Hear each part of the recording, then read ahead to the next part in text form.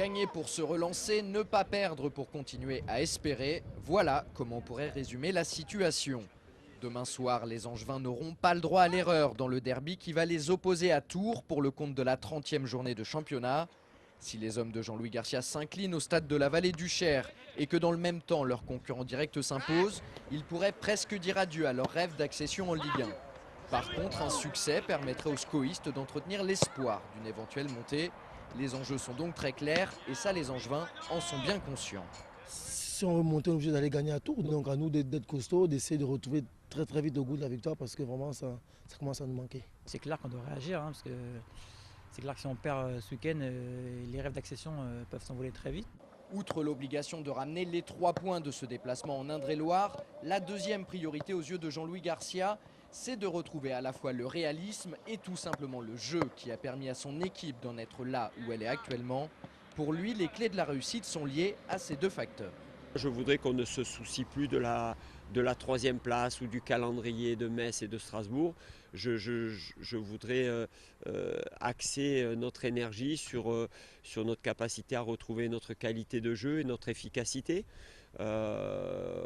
En allant chercher aussi ce soupçon de réussite qui nous fuit à l'heure actuelle.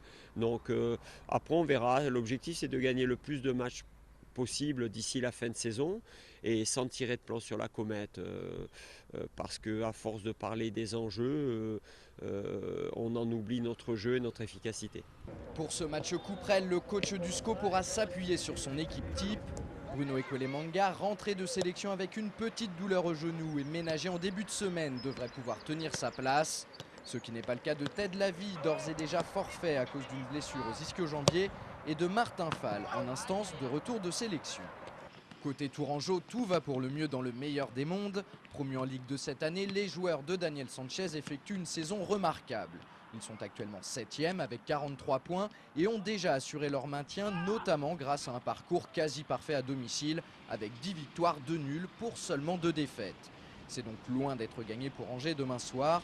Sans compter que les coéquipiers de l'intenable Claudio Quecherou devraient aborder les 9 dernières journées de championnat avec un maximum de confiance et de sérénité.